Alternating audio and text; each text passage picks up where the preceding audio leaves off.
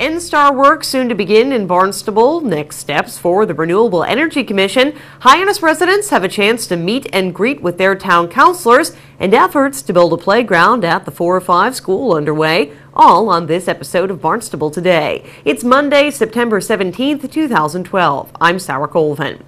NSTAR will soon begin construction of a new transmission line in southeastern Massachusetts. The 345,000-volt line is expected to boost the reliability of the electric grid.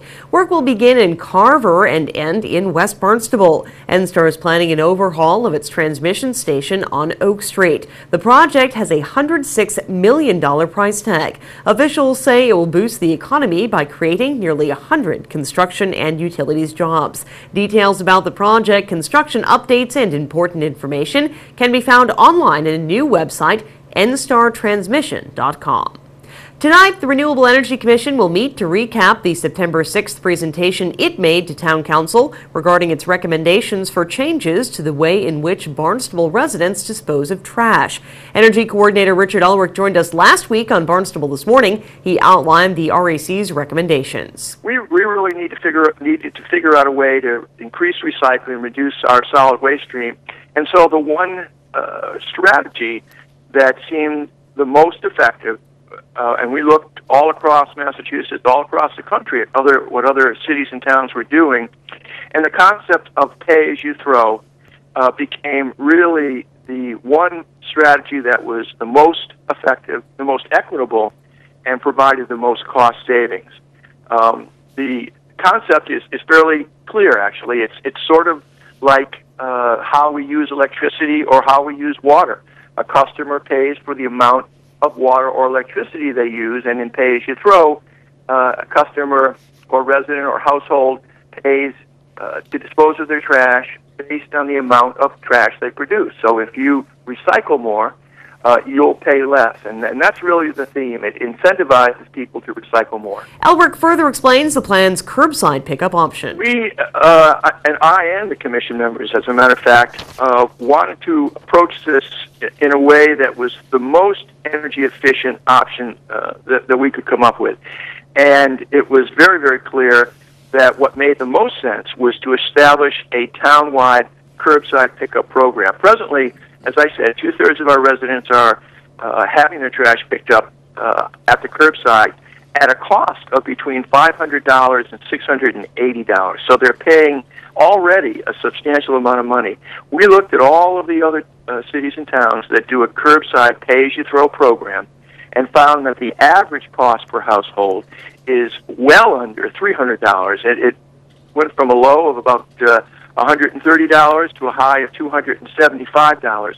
So, and it's fairly obvious why townwide curbside programs can be so cost and energy efficient.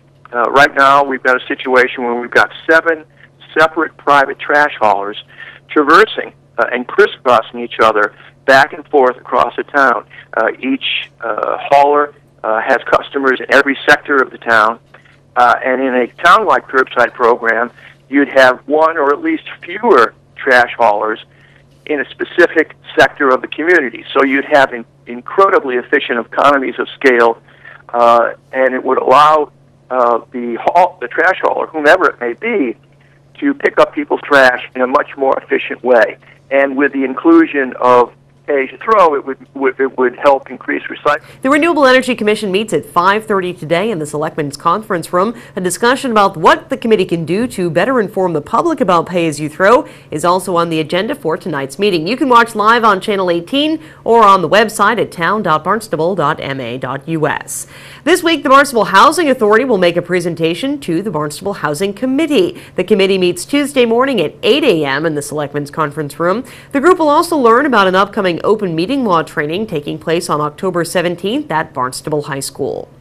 The winter storage of dinghies and other small vessels is banned at Cotuit's Ropes Beach. Now, the town is considering extending that ban. A public hearing is set for this week. Those wishing to comment may do so Tuesday morning at 11 a.m.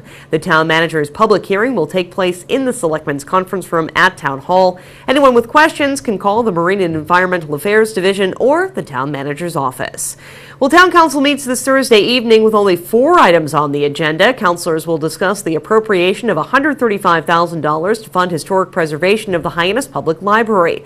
Councilors will also hear a reappointment and 2 appointments to various board, committees, and commissions. Town Council meets Thursday at 7 o'clock in the Town Hall hearing room. The press conference detailing that agenda will be held tomorrow in the Selectmen's Conference Room at 3:30 in the afternoon.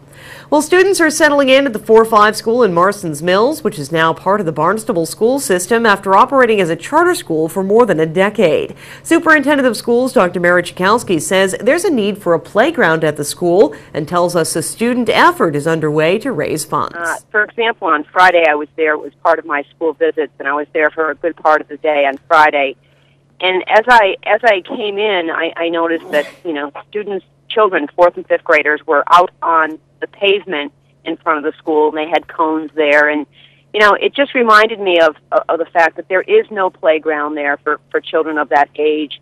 And they need to get out, they need to be physical, and they need to, jump around and play around and all sorts of equipment, and there's nothing really there. It's very limiting. So we've been talking, and the parents have been talking with me, the PTA parents as well, around a new elementary playground and doing some fundraising. So that definitely has been on our plates. I also had four girls from Mrs. Lee's class on Friday, that came up to me and said that they really want to take action and be a leader in developing this new playground. And they had come up with a number of ideas of how to fundraise and what they could do. They even talked about sending a letter to First Lady Michelle Obama, to talk about the importance of physical fitness and exercise, and that they were advocating for a new playground. And these 4 girls are going to be coming actually to our school committee meeting this Wednesday night in presenting some ideas. We also have our PTA treasurer. I've extended an invitation to her to come out. She had emailed me as well. And just really begin to get the word out that, we want to fundraise for a new elementary playground. So it's very exciting. I was so impressed by the leadership of these 4 girls. They were 4 5th-grade girls. Dr. Chikowski says the 5th graders are very serious about their idea and dedicated to making it happen before the end of the school year. They want to, they put together some recommendations. I don't have them in front of me, written recommendations, and they wanted to copyright this to make sure that this was their idea, and that they were really on a mission to fundraise and get a new elementary playground. And their target goal was that they would be able to play on the playground before they graduated from 5th grade this year, moving now into BIS. So they're on a mission. I think it's very well needed, and I'm looking forward to hearing. They're going to prepare for this event. They talked that they would talk to their parents about coming before the school committee. So I'm really looking forward to it. I just love their enthusiasm, and I think it's great demonstration of leadership for young people.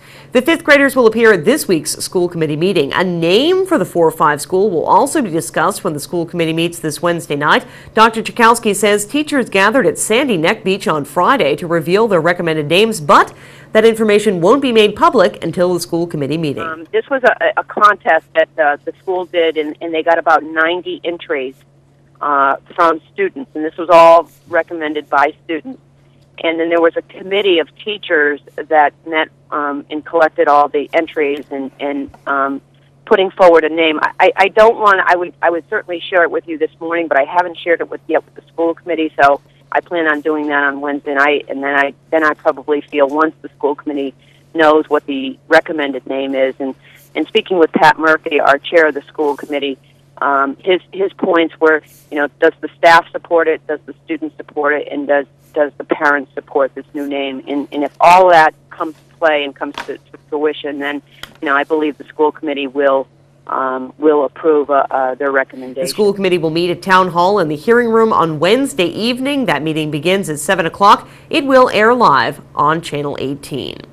Finally, the Greater Hyannis Civic Association will meet at Town Hall this Tuesday evening. That's tomorrow night. Hyannis Town Councilors Ann Kennedy, Jen Cullum, Deb Dagwan, Mike Hersey, Tom Rugo, and James Tinsley have been invited to talk with Hyannis residents. The Civic Association has prepared a number of questions they'll ask councilors. A time for residents to ask their own questions will also be provided. The meeting begins at 7 o'clock this Tuesday in the second floor hearing room at Town Hall. All residents are welcome to attend. With Barnstable Today, I'm Sarah Colvin.